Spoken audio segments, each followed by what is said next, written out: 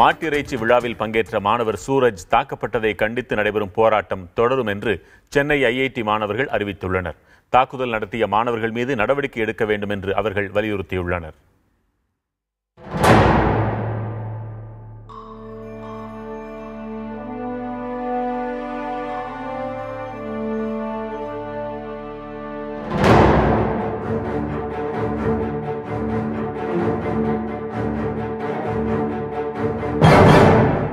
IIT மாணவர் சூரஜ் மாட்டிறைச்சி உண்ணும் நிகழ்வை ஏற்பாடு செய்ததற்காக தாக்கப்பட்டார்.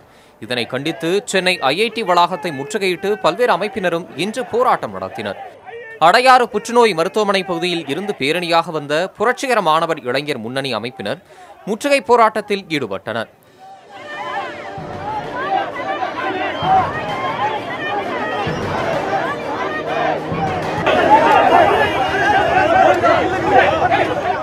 தந்தை பெரியார் திராவிடர் கழகத்தினரும் பேரணியாக வந்து ஐஐடி வளாகத்தை முற்றுகையிட்டனர்.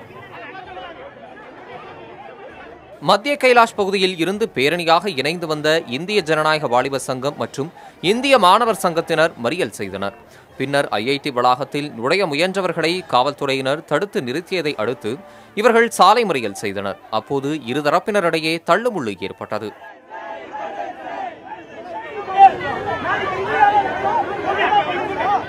இதற்கிடையே ஐஐடி வளாகத்திற்குள் மாணவர்கள் பேரணி சென்றனர். அவர்களுடன் ஐஐடி நிர்வாகம் நடத்திய பேச்சுவார்த்தை தோல்வியில் முடிந்தது.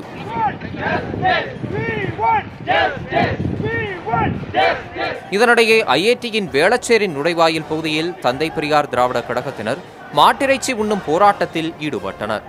புதிய தலைமுறைக்காக செய்தியாளர் குழு.